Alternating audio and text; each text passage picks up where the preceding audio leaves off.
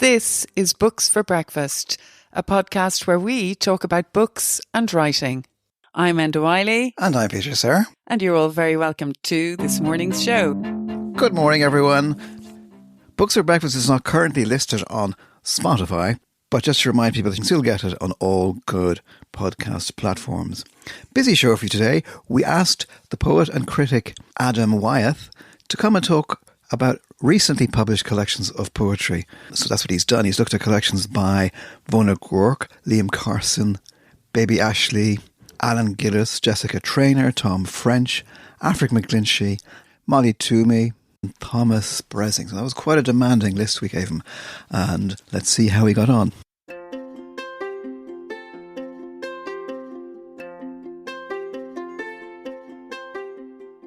On today's Books for Breakfast, we welcome poet and critic Adam Wyeth to talk about some recently published poetry. Adam, you're way down with books there. We can hardly see you through the piles. I wonder, is it a sign of the rude health of Irish poetry, do you think, all this stuff? I think so, yeah. I think I've got 9 books here, and it's, yeah, I think poetry's in a great place. I mean, these are really interesting, exciting poets, some really established voices and new voices. But yeah, I think there is a lot of poetry out there, and yeah, and it needs to be read as well. But I think these are really readable and great books. Yeah, and it's great, Adam, that we've actually given you the opportunity to read all these books, because you came in bouncing into our kitchen in your beautiful poetic velvet purple jacket. You're looking very poetic today, I've got my Adam. velvet purple poetry jacket on, and Peter's got his brand new leopard skin pillbox hat ready for Dylan, and you've got your... I've got my yellow jacket. We're all looking very lively this morning. Well, it's great to have you here again, Adam, because you have been on before. You're our brilliant poetry reviewer. We're sipping on coffee. We're talking about poetry books. And first up is Mona Gork's Infinity Pool, published by Gallery Press. And I have to say, we should go straight away and congratulate Mona on her election to Ireland Chair of Poetry. And indeed, we were all at the event at the National Concert Hall to celebrate her appointment. And what a gown, designed by the much missed Michael Longley, apparently. I find that hard to believe, Enda. No, it is true. This is what poets do when they're not writing poetry. They design lovely gowns. But anyway, we've had a great bunch of poets to date as Ireland Chair of Poetry. We've had Paula Meehan, Michael Longley, Harry Clifton, Lainey Quillinan, most recently Paul Muldoon, and now Mona Gork, and we want to wish her all the best in this new role. And so to Infinity Pool, now described by Dublin Review of Books as an ingenious, exhilarating collection from one of our foremost poets, and that sounds absolutely brilliant.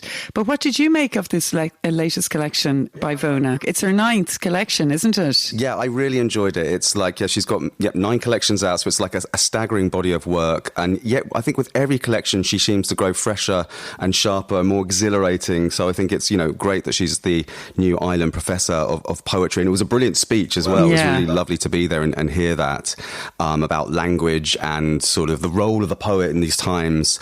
So as you might expect from a collection titled Infinity Pool, water runs through many of these poems, literal and symbolic alike. In the poem Unpol Gorum, the blue hole, she conjures the ocean with this shimmering attentiveness. It's like reminiscent of Elizabeth Bishop. So the dynamics of these poems, the dynamics of these poems, there is something else. The voice is fluid, it's intimate and charged with connection. And the poem opens with the sea, and it's both playful and demanding. She writes, "The Atlantic agrees the cement wall only if, twice a day, by appointment, it gets to rough house and tassel it, letting it up to grab at air, then lull." The speaker then negotiates her own presence in this environment bodily and psychically, and the poem moves seamlessly from immersion in the waves to reflection on life and memory. And then later in the poem, she writes that she begins to feel as though my life thus far, every second of it, is what's under me, keeping me up. So here the sea functions less as mirror, and it's more as the psyche or unconscious world, a space where the surface of our lives meets the deeper, truer currents below. And I think it's a vivid example of how water in this collection becomes a vehicle for meditation on presence, self, and the life beneath life. Yeah, it sounds fantastic. There's a strong sense of play, isn't there, and metamorphosis in the book. Do you think, Adam, that this is a departure from or a deepening of her earlier work? I think it's a deepening. I think she has that playful quality, but it does seem like she's so alive in her work. You know, there is such a sort of vividness and such a play and such a sense of connection, which is this idea of water and what it is. And it's like, it's really beautiful to read. I mean, these are really, but they're full of depth as well, of humanity. And that's what's so lovely about it. Yeah, it's described as testing the limits of spaces that poems make for themselves. And I was just wondering, does that make sense to you, having read the book? Does it do that? Absolutely, yeah. I mean, I think in that title poem, Infinity Pool, she's exploring that sort of intersection as well between memory and imagination. And it's also about the act of writing itself. A lot of the poems here are about writing. And that poem, the title poem, Infinity Pool, it opens with a striking self-reflexive image. I had it in the night, the image, but lacked the energy or will to magic my body through my own fourth wall and lower myself spot into the page. So she's kind of framing the creative process as a kind of bodily negotiation, acknowledging both desire and limitation, the tension between seeing, remembering, and actually manifesting that vision on the page. And that fourth wall metaphor, it kind of gives the poem a playful, theatrical sense, suggesting that imagination, like a performance, requires stepping fully into a space that is both interior and external. Yeah, it's interesting. And I love the title, An Infinity Pool. It gives the illusion of kind of an invisible edge. It's the dividing line, isn't it, between poems and the world. So we'd love to hear, actually, Adam, do you want to read from The Infinity Pool? Or Infinity Pool, excuse me, by Vona Groark. Yeah, off you go. I had it in the night, the image, but lacked the energy or will to magic my body through my own fourth wall and lower myself spot into the page. I just about recall a blue rectangle, not quite blank, held up against blue sky, blue sea, so you weren't supposed to tell the edge, the stitching or the seams. And I am folding it now, this pool, corner to corner, line to line, so as to carry about with me its deep blue scrap of lie. But carrying folded water isn't feasible. You know that. Oh, well done. So that is Infinity Pool by Vona Groark, published by Gallery Press, and indeed that is a real poem, and it was absolutely lovely to hear it. Next we have Liam Carson's Belfast Twilight from Salmon, which is a collection of haiku sequences. And let me start, Adam, with just a basic question for our listeners. I mean, what is a haiku, and what is the difference between a haiku and a haiku sequence? Yeah, so I mean, haiku is a tiny Japanese poem, traditionally just 3 lines long and often with a 5-7-5 syllabic count. But I think it's less about counting syllables, really about capturing a fleeting moment, a flash of perception, usually drawn from nature that opens into something larger. So in a way, it's poetry boiled down to its purest form. So it's precision, clarity, and a kind of stillness, where a single image, a frog leaping, a crow on a bare branch, a snowflake, suddenly resonates with the whole of existence. But here, what Liam Carson does with a haiku is he extends the form. So as well as these being sort of the 3-lined haiku sort of flash of perception, they're also sort of written as a sequence of haiku as well. So they're kind of like these micro poems. So in the end, you really forget you're even reading a haiku because they are read, they read like complete poems or longer poems. Yeah, obviously it's called Belfast Twilight. So is Belfast very much the centre of it? Belfast is very much the centre of it, but it moves around as well. There's poems in Dublin here and London as well. So it's kind of a book about memory and family and love and loss, all those things. And yeah, Twilight, they sort of, that in-between time, that liminal space is very much what I suppose the haiku captures, and is very much what Carson is capturing in this collection. Yeah, I'm from Dunleary, and I've met Liam out that way. So Dunleary features as well, doesn't it, Adam, in it? Dunleary, yeah, of course, does feature. There's a beautiful Dunleary, and a few beautiful Dublin poems, and Dunleary, yeah, it's really lovely. Is there a big focus on nature? I mean, because you mentioned earlier just describing haiku, and again, if you look, you read Basho, whoever, nature is a big part of it. Is that kind of observational?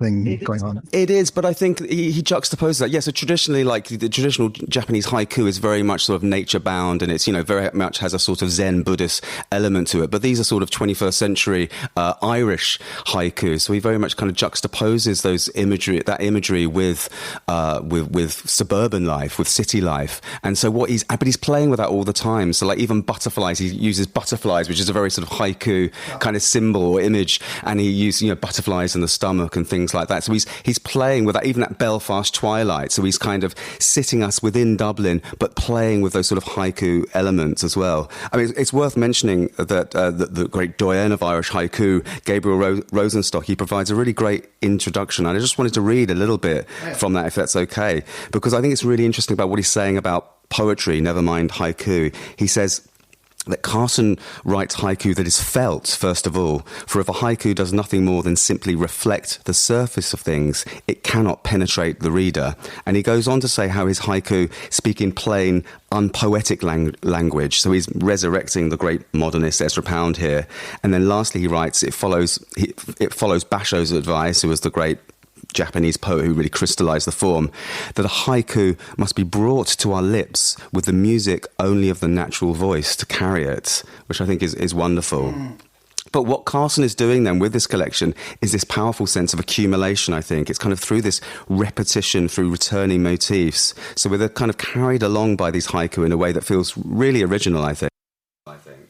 Yeah, it is. I've read the book and I've really enjoyed it, but what you're saying there, I think, is really true. And also, you see, I think as a book, it really kind of uncovers narratives of love and loss as well, doesn't it? So there's a deeper level to it. I'm thinking of Michael Hartnett, who wrote Inchicore Haiku, who was able to do that as well. So, I mean, I suppose you could kind of put haiku aside and say, oh, they're just brief, tiny little things. But within that small unit, there can be many, many worlds of great emotional depth, can't there? Yeah, absolutely. And I think it's a great book for someone who maybe wants to sort of understand the haiku form in a deeper way, but it's also just great writing, you know. And I think like Mother in Winter is really interesting, how he kind of plays with that sort of feminine ending of words, and he kind of repeats different words of other sort of feminine endings. So he's like words like winter, soldier and flicker, and it's kind of almost the opposite of Plath's daddy. It kind of creates a kind of different energy to it. And we actually have Liam reading from Belfast Twilight, so here we go.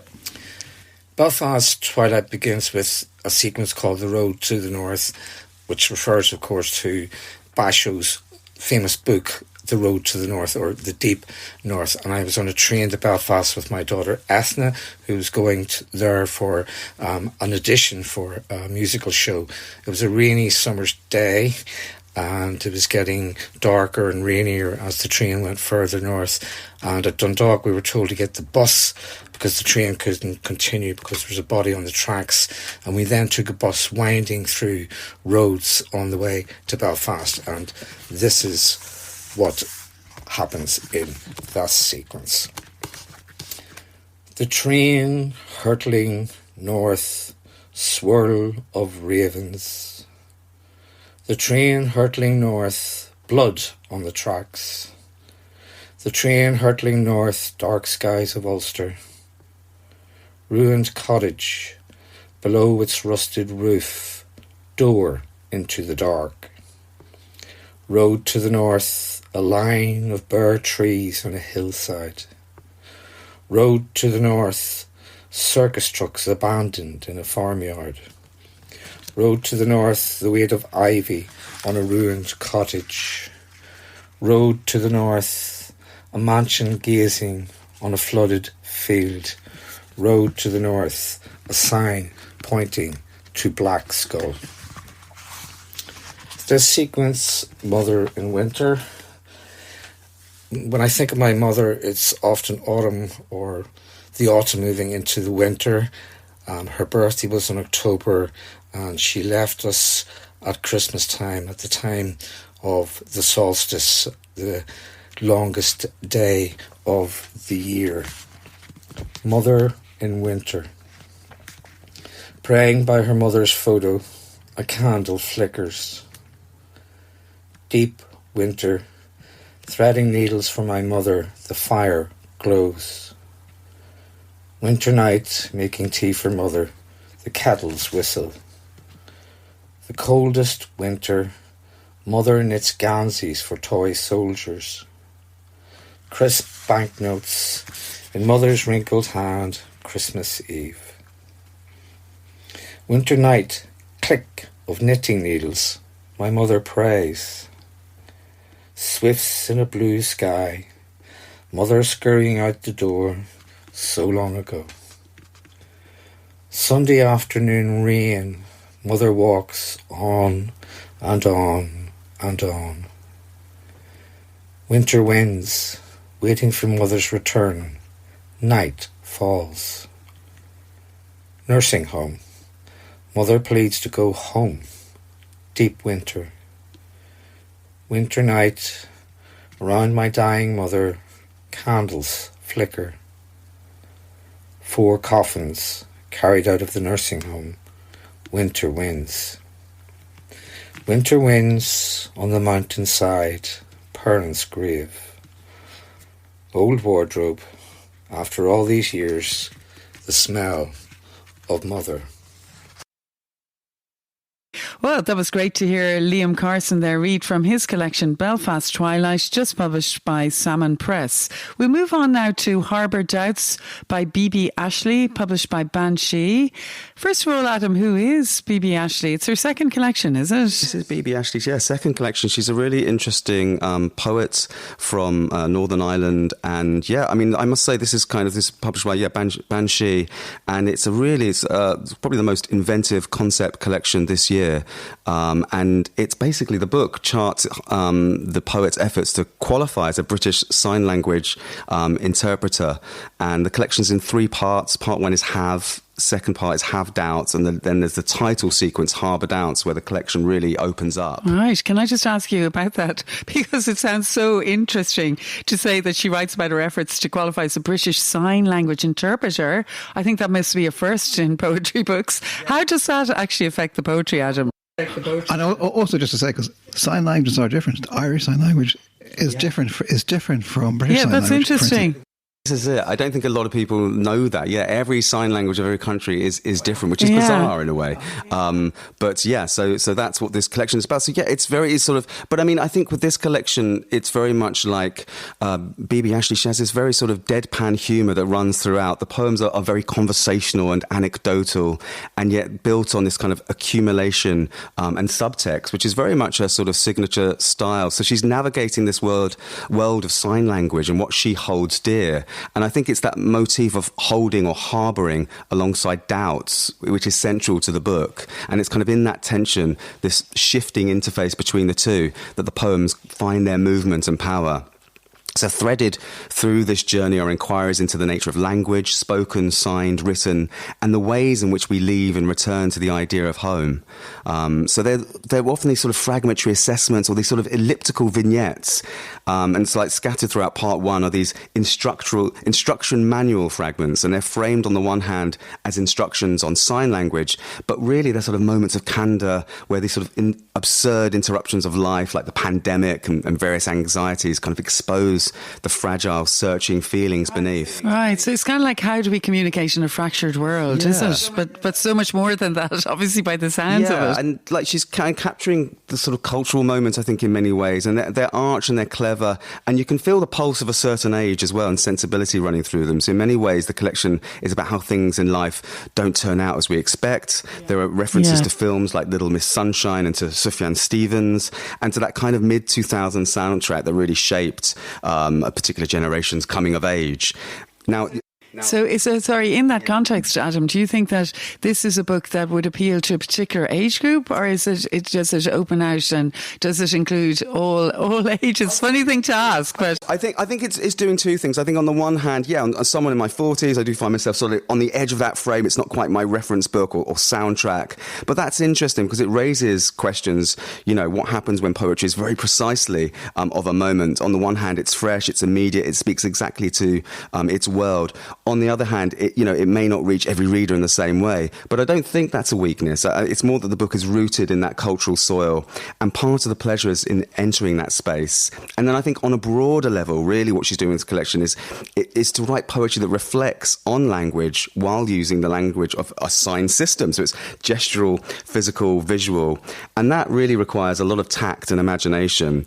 And she really rises to that challenge. So there's a poem called Let's Sign Mini Beasts, and it uses the imagery of like slugs and spiders and the slow, unseen life within a crumbling house. But it captures like this hesitant, awkward, almost hidden movements of language forming, and the creatures contorting between floorboards, suggesting that communication is fragile, strange, and alive in unexpected places. It's a very imaginative, descriptive poem. Every morning I check the kettle for slugs in the downstairs hallway.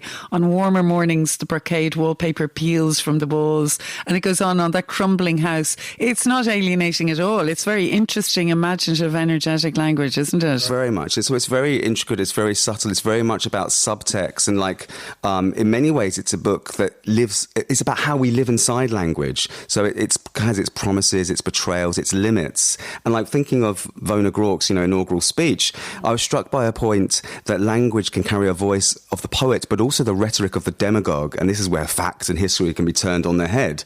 And this is, I think, precisely where Ashley's project feels urgent. So it's like to understand language fully, its metaphors, its symbols, its silences, is to resist being duped. Robert Frost, the great American poet, once said, unless you're at home in the metaphor, you're not safe anywhere. So for Frost, being at home in the metaphor means being comfortable with ambiguity, with layers of meaning, with the fact that language and life are never literal or one-dimensional. So in other words, to live fully, you need to be fluent in metaphor. It's the deepest grammar of human experience. And I think that's what Ashley, she's really moving in that territory. In that sense, I suppose she's a kind of, as they say, a fearless experimenter. So Adam, would you read a poem for us from B.B. Ashley's Harbour Doubts, published by Banshee? And thank you so much, Adam, for going through all these books. No, my pleasure. I think you look like somebody who's enjoying it, though, it has to be said. I love it. I love this deep dive into work. It's really rewarding. And so, yeah. So this is The Olive Branch by B.B. Ashley from Harbour Doubts. I'm listening to a podcast where people share their experiences of failure and thinking of you. I still believe there is nothing more romantic than learning a language for somebody specific. So I couldn't help but stop when you said, surely sexuality was just another language I could gain mastery of or certificates in, and being unable to pronounce its vocabulary meant I was fluent in a language I'd never speak aloud. I appropriate the love stories of fictional characters. I don't know how to write the absence of my own. Yeah, there you go. And, I bet that podcast was Elizabeth Day, How to Fail. But anyway, will we move on from Harbour Doubts? Thank you so much, and well done to B.B. Ashley for her second collection from Banshee. Sure. I've always found Alan Gillis to be an interesting and very various kind of poet, and he's back now with his fifth gallery collection, and it's called Over Here. So what kind of work have we got here, Adam? Yeah, he's such a brilliant poet, I think Alan Gillis is. He has a new collection with gallery, and the poems really sparkle. They're very cinematic. They're full of colour, wit, and just kind of brilliant lyrical panache. I haven't heard Gillis read yet, but even on the page you can hear, I think, that wry Northern Irish voice so clearly. And what I love is the way he mixes the everyday and the magical. So he'll take you on a suburban walk or drive through the town or countryside, and then sprinkle in bursts of the surreal, the absurd, and even the ecstatic. And the collection is dedicated to the late Michael Longley. So the opening poem, Win, leans, I think, into that Longley direction. And, of course, Longley being the supreme nature poet, of course. But Gillis kind of undercuts reverence in his signatory way with these striking, often surreal imagery. So he turns the nature poem up to that sort of mythical 11. So it's more like Longley on acid. Oh, I like that, Adam, Longley on acid. Well, there's a lot of psychedelic kind of imagery in this collection. So this is Win. This is the opening poem. Ruined greens, thistle pokes, here I am, lost again under grey Y-front skies, where tired mustard splotches of gorse, nicotine-stained shocks of furs, bristle in a ring like aunties circling at a wake with tea-leaf teeth muttering, all that is eternal fears fulfillment. Then the sky splits open in a flash flood of sun glare, and the wind bursts, marigold gleam, lemon-dazzled honey, as white-green winged butterflies ripple over purple swaying heather. Aye, this is me, here, among fuzz blossom, thorn blooms, wild coconut whiffs, a far-gone goat bleating, dew on the grass, light in your eye. That's great. I mean, humour or dark humour is never very far away, I think, in Alan Gillis's poems. No. The here of the title, Over Here, because obviously it veers between Ireland and Scotland, where he now lives. Yeah. So is the here? I mean, is it about kind of coming back? I think so. It's poems that are sort of going back and forth. Yeah, he's kind of bringing you into the moment. I mean, there's a beautiful, well, in Tomatoes, he's kind of, again, it's a really lush kind of poem, but it also becomes a kind of elegy in him to life's kind of fleeting abundance. And then in the poem Umbrellas, he goes into a Dublin gallery and he sees Renoir's painting umbrellas, and it kind of turns into this shelter for fractured thought. And there's a wonderful line in the poem where he writes that truth cannot be known but encountered, and art is an umbrella. And it's a beautiful idea of how truth is something we step into. And it's like, in fact, the felt moment of immediate experience, but also how art and beauty kind of offers solace and shelter from those storms. And I think that's kind of what he's doing here. So he's having these kind of great conversations with the past as well. But so many of these poems, in a way, are about trying to inhabit the present while being kind of tugged by memory and loss. And there's another aspect, isn't there? There's also the focus on both parenthood and childhood. I mean, that comes into it too, doesn't it? Yeah, very much. There's plenty of that, and there's plenty of sort of arguments with the past as well. Like the first sort of also conversations with the past. There's thinking of Yeats there. The argument with oneself, because he mentions there's a sort of a nod, of course, to Michael Longley with the first poem, but there's a kind of great pastiche of Yeats's famous poem When You Are Old, and again, but he undercuts that romanticism with something more immediate and contemporary, and so it opens with these lines: When you are old and knackered and stressed, steal a night for yourself, fill your glass, your screen with yesterday's photos and text, download this poem, slowly read these lines and dream of yourself, your green summer dress. That's great. Update, good old Ron Starr again. But and I notice a lot of walking and driving too. There's a lot of driving, a lot of walking, and it's like, like I say, it's a really cinematic, technicolor, kind of beautiful sort of explosion of poems. But like it's and sometimes sort of rants and raves and daring provocations. But there also is that elegy element to it as well. So he balances that so beautifully. He's an excellent poet. Well, New Arcana is Jessica Trainor's second Blood Axe collection after Pit Lullabies, which came out in 2022, and it blends a few different things, doesn't it, Adam? It's got like tarot, myths, pop culture, they're all in there. She's a lot to say about bad boyfriends too, and the power of female friendship. What's at the heart of this collection, would you say, Adam? Yeah, like you say, it's a book of many strands, or many cards, I should say. But at its core is grief, and it's grieving essentially a friend to suicide. But also, like you say, it's past experiences, one's younger self and bad experiences.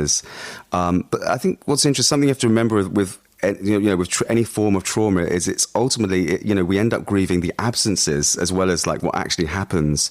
But I think being the type of poet that Jessica Trainor is, she goes further. So they're not just poems about loss and absence, but rather a kind of challenging and kind of remaking of the world. And the lens or central conceit is the tarot. So those familiar with the tarot, who know about the major arcana, and they're these numerous archetypes like death, the lovers, the fool, the magician.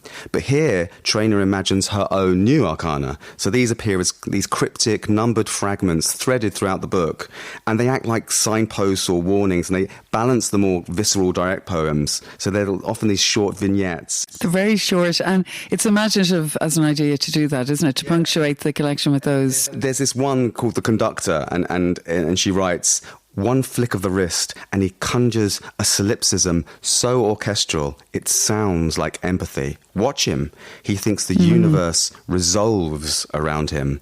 And that's not a typo on resolves there. But it's a lovely touch. And of course, then this is more than a conductor. It's about power, manipulation, the demagogue, mentioning no names. So these are sort of symbolic, alchemical poems, kind of shaping a new mythology out of pain. Yeah, I mean, you've mentioned the letter to a friend who died by suicide. Yeah. Do you think in many ways it is about grief, but it is also the interrogation by the poet of the poet's inner self? Do you not think? Very much. Yeah. So I should say, there's a sequence of poems addressed to Lydia Dietz, and that's so it's named after Winona Ryder's Gothic heroine in the brilliant Beetlejuice. So Lydia here is both a friend who died by suicide and a kind of alter ego, and it's a way to write a series of heartbroken letters across time. And so these are kind of these raw, intimate pieces, and it's like listening to a private correspondence.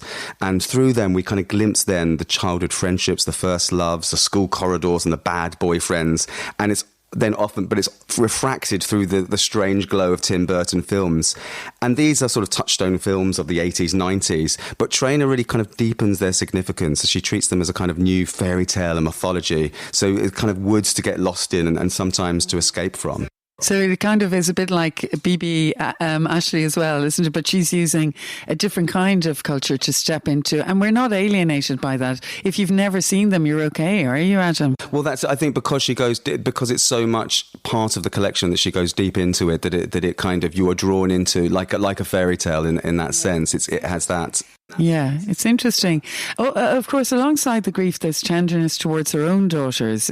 Isn't that right? So how does the book balance despair with a type of renewal? Yeah, there's lots about family and that sort of thing. But it's also, even the family ones are a way of sort of a lens for her to sort of see about the kind of world she lives in. And there's a kind of, again, this kind of Yeatsian argument with the ghosts, with destructive relationships, with stories that we inherit. And in one poem, she recalls her daughter saying, "The storybook is broken." And it's this brilliant phrase. And because it kind of has, a child's wisdom that stories are like objects. They can fracture and they can be, mended and rewritten. And I think that's what these poems are doing. They kind of break open the old narratives where they come from, whether they come from religion or art. There's a great Caravaggio poem, going in the National Gallery. But it's kind of, breaking that patriarchal canon, and it's kind of reshaping them through the lens of lived experience. Okay. So actually we do have Jessica Traynor. She's going to read from her new collection, New Arcana, now. And Adam, thanks for that. That's Jessica Traynor, New Arcana, just out from Blood Axe. And we recommend that you all go to it. It's a very striking looking book as well, isn't it? So it's a beautiful, really stunning cover there by Lisa Stirl, I think. And it shows a woman in a red dress walking kind of barefoot through the flames. And she's staring at a phone with a sword, in the rocks. And it's kind of this kind of perfect emblem what Traynor's doing, which is kind of taking you, where you could become consumed by grief and trauma, but she's kind of walking straight through it and kind of remaking herself. Exactly. So here is Jessica Traynor reading from her new collection, New Arcana. King of Wands, reversed. The thought struck me, after all this time, why not write you a love poem? So I turned you upside down and shook until all the adders you'd hidden up your sleeves hit the ground and coiled away. I'm still shaking, but the nothing that falls out now looks like grief. If you could hear me, I'd ask you to take off your clothes and stand very close to me. Be quiet, though, your words are useless. Even the ones I imagine are insults. I can't look inside you, but when I look inside me, every organ's scorched clean. I wanted the honesty of your body. I wanted to interrogate it with my own. Here are your snakes. Here is your love poem. And thanks to Jessica Traynor there, reading from her new collection, New Arcana. Tom French is a poet who's been around for a while now, quietly building up a distinctive body of work. Often it has a sort of strong narrative bent, and it's often very attentive to, if you like, the local and the domestic. And he's also very interested, I think, in form, the kind of formal poem, and what that can do. And I think the Convent of Mercy is his 8th gallery collection. So what's it like? It's beautiful. It's a work that's really touched with great craft. And these are sort of subtle, beautifully put together poems. And what I like about French and this collection in particular is how the poems kind of creep up on you. It's more a quiet and tempered voice in many ways. So there's a great maturity and restraint. And I think, there's a Zen saying, which I'm paraphrasing and I might even be making up, but, which is basically like, just by opening up your window, you can see the whole world. And I think that's what French does so evocatively. So at the start of this collection is a beautiful sequence of poems called Backfield, and they're really kind of field notes from the back of the house, and each one is like a stunning painting. And what he does so well is marry the human into the natural world. So it's like if Edward Hopper decided to draw people outside in fields. And maybe I could just read one poem from that sequence. Yeah, that would be lovely, actually. It'd be lovely to hear a poem by Tom French from The Convent of Mercy from Gallery Press. So this is, from the Backfield, and it's called Combine. Last night, late, we heard it arrive. Then a 4x4 came to bring them home. Through leaves I made out, on its high yellow sides, New Holland. In the corner where the sun goes down. This morning I see, without placing a foot on the floor, how the harvest starts. The contractor and his offspring arrive. Hand in hand, they approach the machine. The child is borne aloft and belted in. His father mounts the steps and turns the key, and side by side they drive into the wheat. That's beautiful. I love that. There's humour as well, but there's also tragedy. I mean, because it moves from, there's a poem about a rugby final, but then there's a family pilgrimage to Schiphol. Yeah, well, I mean, that poem, the first poem you mentioned there, the school, the title poem is at the Convent of Mercy. So that's really interesting because he splices together these different scenes, and there's a different kind of register here. So the addressee is kind of doing laps in a rooftop pool in Los Angeles. The speaker himself is turning over soil and planting plum trees in Snowy Island. And then you have these fierce schoolgirls rugby match unfolding in Galway. And this energy is palpable. You have this line, the rucking and mauling, like women possessed, he writes. And there's a kind of a comic exaggeration, but also genuine admiration. So it's as if the language can barely keep pace with the intensity of the play. And all of this gives the poem a kind of looseness, a conversational charge that feels in a lineage of Paul Durcan's kind of freewheeling, affectionate, often manic style. But behind the humour is something moving again. The poem builds to the photograph of this girls' team gathered in a moment of triumph and loss. And he says, with love on their faces, and they pass the silver cup between them. So the final image transforms the school match into something larger. It's a kind of a parable of life itself. But a lot of the poems, I mean, it's also like family poems as well. There's a beautiful poem called School Tour, and he captures this kind of delicate, intimate moment of preparing his daughter for a school trip, and it's like this meticulously observed with like precise details. You have like scales in the hall, shampoo measured in millimeters, clothes carefully chosen, and in doing so he reflects the tender tension of parenthood. It's kind of letting go while holding on, and I think that's what makes French so powerful here. It's the way he moves in these two directions at once. So on one level, it's like it reads as a visual painting again. You can see the drawer, the measured toiletries, the child poised for transit. And then on another level, a deeper level, it becomes kind of a meditation on love, letting go, and kind of the silent interior of parenthood. Yeah. So it's tender, empathetic poetry, which I always find very touching and moving to read. Yeah. So will we move on now, because we're getting through quite a lot of books here. Well done, Adam. We're moving on now to another gallery book. It's Molly Toomey's second collection. She had published Raised Among Vultures in 2022, and she made a really strong impression, I think, with that, dealing with the effects of anorexia, among other things. And it hasn't actually taken her that long to come up with the second collection, because second collections are people often say, oh, they can be tricky creatures, but Molly Toomey has produced a new one pretty speedily. How does this one fare, Adam? Brilliantly, I think. I mean, yeah, she's kind of swinging back with this one, and in a way, she's continuing to probe that inner life and the world around her, and kind of expanding the lens to workspaces, history, myth, and contemporary life. But it's all threaded through her distinctive, intimate voice.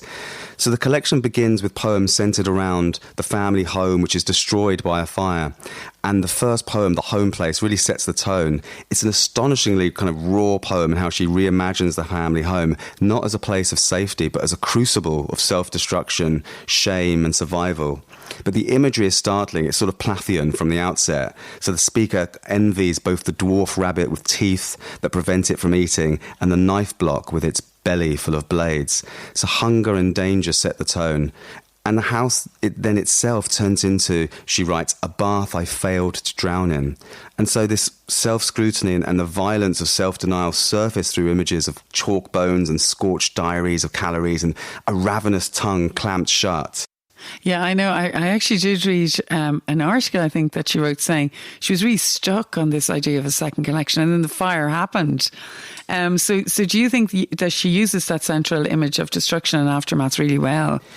Yeah, it really it allows her, I think, to kind of go back into her history, and it's the fire, you know, is both a form of destruction and kind of purification in that way. But she's not afraid of kind of really going into what's happening in the world, which is really amazing. There's another striking poem called Aldi Car Park, Youghal, town in Cork, where she explores the vulnerability of youth and the kind of power dynamics in housing. And like from the opening lines, she says, "My only other choice, a bin liner taped to a cracked skylight, a torn mattress and Kappa Quinn." So we immediately understand the narrowness of her options, the volatility of her situation. Yeah, I mean, it's quite striking that she can use very ordinary spaces like car parks and also online meetings as a way of then, like, as you say, like, that's quite an unusual, striking image, isn't it? You wouldn't expect that to be there. Sure, you wouldn't, Adam. Yeah, it's real life, but she's like, she goes into, I mean, she's capturing here like this landlord and sort of, it's about sort of, being vulnerable and house prices and this sort of thing, but it goes into something else. So this guy turns up in his Hyundai, and the landlord, and she has this one great line. He scratches the dice of his knuckles, calls me prettier than expected. I consider faking a boyfriend to barb wire my breasts, lips, waist. I wonder if he has a wife. And then she says, I imagine her yanking the windpipe from a turkey's neck, clawing for lungs through its pelvis. So it's this very grotesque, visceral image. But the poem kind of moves seamlessly through this, through the thing. But it's a really timely and terrifying poem because, I mean, I don't know, in recent, I've seen, shocking stories recently of how women are coerced into sleeping with landlords in lieu of rent. She's really exploring those sort of dynamics as well. And it's a great way of getting into that world, just as we were speaking about Bibi Ashley earlier. I mean, because Molly Toomey, she isn't old. She's in her 20s, isn't she? So yeah. These books are very timely, as you said, and of particular age and time. We do actually have her reading Stay Quiet from Chic to Be Sad, and it would be lovely to hear Molly Toomey. And here she is. Stay quiet. He's so sick of the TV's endless bellow, the stench of faeces and mashed potatoes. But Grandad never complains, even as his surgery gets postponed over and over, bruises on his arms like berry compote. He knows not to stir, that one patient was murdered by another for weeping all night.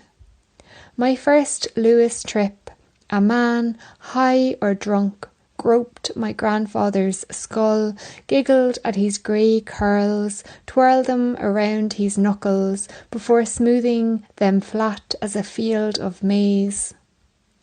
Grandad sat as if at a barber's and waited for the guy with a knife poking from his pocket to stagger away. All he had lost by then. His wife, 7 border collies. I was shaking, 9 years old, without a ticket. We're invisible, Grandad whispered. Thanks to Molly Toomey for that poem from Chic to Be Sad, her second gallery collection. And we're going to move now to A la Belle Étoile by Afric McGlinchey, published by Salmon. This is kind of interesting, wasn't it, Adam? It's a kind of a book that reimagines the life of Jeanne Barré, who was a woman explorer in disguise. I wonder, what is that story about, and how does she kind of manage to deal with that? So this is a book-length collection about the 18th century French peasant and herbalist who disguised herself as a man and signed up on a ship during the age of exploration. So 7 years later, she returns to France, and she's the first woman ever to circumnavigate the globe. So yeah, McGlinchey, she slips into Barré's voice and lets us glimpse what it might have been like to live among sailors, to bind her body, to keep her secret, and to endure the risks of exposure, while also making these scientific discoveries. Jeanne Barré collected plants no one in Europe had ever seen before. So she helped bring, for instance, the bougainvillea. But what's striking in this collection is it's not linear, so it's not a straight narrative. Instead, it's a kind of collage of land and water, salt and soil, and it's stitched together through moments and vignettes. And we get the sense of Jeanne as she leaves Paris and passes through various oceans and stops in all kinds of exotic places. And so she really leans into her gift for the sensuous, McGlinchey. It's, these beautiful tactile details. There's the smell of herbs, the textures of plants, the sting of salt air. And so the poems really shimmer with this luminous language. It's quite romantic, isn't it, in a good way? Yeah, it really is. There's a great sort of romance and sense of adventure to it. I think, within that you get kind of glimpses of her hidden struggle, a habit of wearing her father's clothes as a girl, the awkwardness of avoiding the heads, rumours that she might be a eunuch. And there's a vivid moment when sailors dunk her in a barrel and her bindings slip. And those moments here are really powerful, and they kind of hint at the strain of living in disguise among men. But she gives us that more romantic version of events, and it works. The sense of adventure, the voice has a kind of innocence and joie de vivre that keeps the poems buoyant, even when darker realities surface. And in fact, we do have Afric reading a poem called Revolution from her collection, À la Belle Étoile, so maybe we can listen to that. Hi, this is Afric McGlinchey, and I'm going to read a poem from my new collection, À la Belle Étoile, The Odyssey of Jeanne Barré. It's a narrative sequence in her voice. She was the first woman to circumnavigate the globe. This is called Every Revolution, and it's set in Ile-de-France, or present-day Mauritius, March 1774. I keep remembering that I, too, am going to die, but not at this moment. On the beach, a fledgling attempts flight, a bright spurt of something I had not known I craved, and my body recalls itself as a child. I race after the downy flamingo, my grief lifting off like a wind-lifted hat. Coolly, from the white shoreline, spumings of froth, and I laugh, for I have youth and fast legs to course across sand. I run all the way to the palms until I'm so close the tiniest hairs on their fronds have grown whitely visible. And, just like a girl, open-armed, I go spinning, quick spying the sun, still far from falling into the saffron horizon. Well, thank you there to Afric McGlinchey, reading from her beautiful new book, À la Belle Étoile, which is a fusing of biography and lyric imagination. And I think that people will enjoy reading that adventurous book. We're moving on now to Scaffold by Thomas Bretzing, which is published by Scotus Press.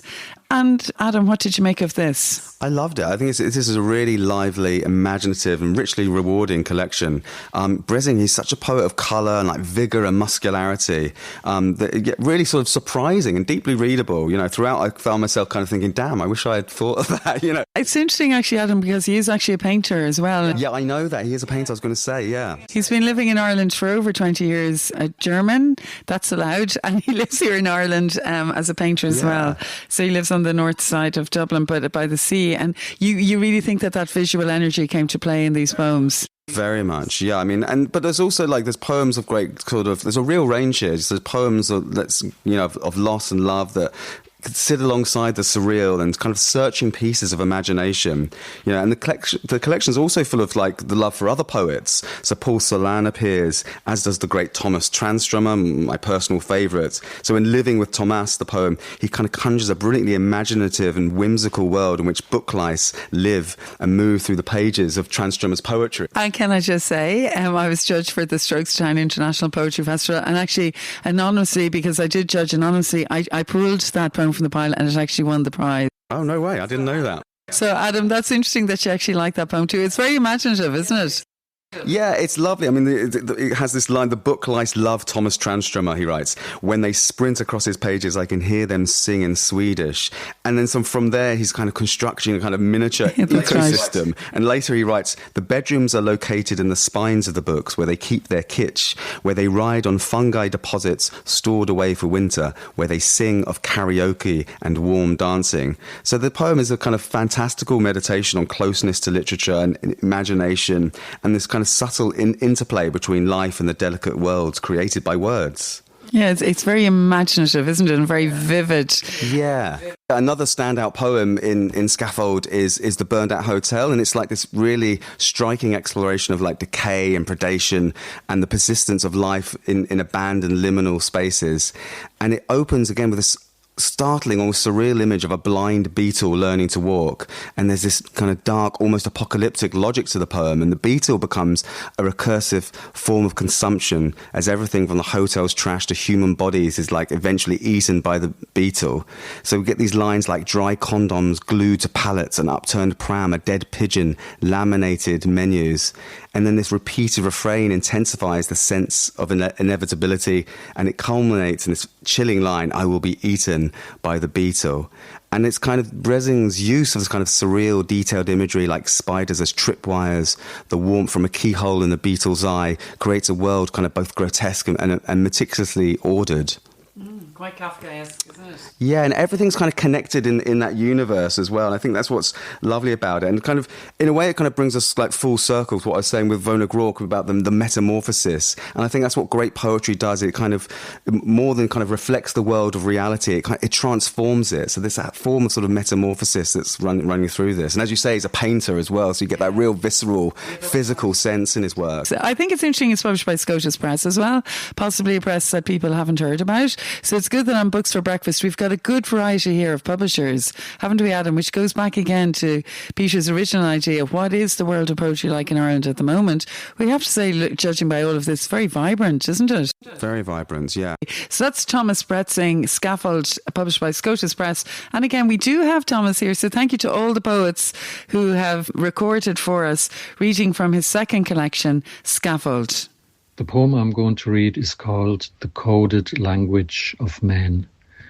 I suppose it can be called a father poem. It looks at outward masculinity and hidden vulnerability. The Coded Language of Men. A man comes to the forge whose child is dying. My father does not ask about the child. Instead, they speak in code. The new handrail along the town hall wall by the holly bush. You know the holly bush. What a fine shine of the handrail. What a fine town hall. What a beautiful holly bush. Holly, the man says. Holly.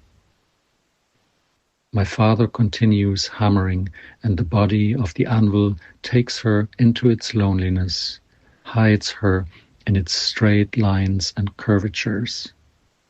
And every time the anvil meets the hammer, it is thrilled, and her hallowed name pulses in the pram of sound. Holly, Holly, near and alive. My father listens, and though it's difficult to hear in the forge, he imagines this listening will last forever. The hard eyes of coal are on my father. He pulls the end of the rod from the fire. Out comes a rose. It cools in the froth of the water trough, from red to deepest grey, and falls cold onto the cloth. And thanks to Adam Wyeth, poetry reviewer extraordinaire, and to all the poets whose books have just come out that we spoke about today. Congratulations to all. And details will be available on www.booksforbreakfast.buzzsprout.com. I think we've reached the end of our Books for Breakfast podcast this morning. I'm definitely rushing off to have more coffee. And I'm Enda Wiley, and I have Peter Serra here with me. And Peter, would you like to tell everyone about the details of the podcast if they'd like to listen again? Well, you can subscribe at all the usual sources, Google and Apple and so on. And if you want to check out the notes that go along with this podcast, you can go to booksforbreakfast.buzzsprout.com. And yeah, so we'll be back again. We'll have the toast on, we'll have the kettle boiling, we will have more books to discuss, and we're looking forward to having you here. So goodbye, everybody. Goodbye.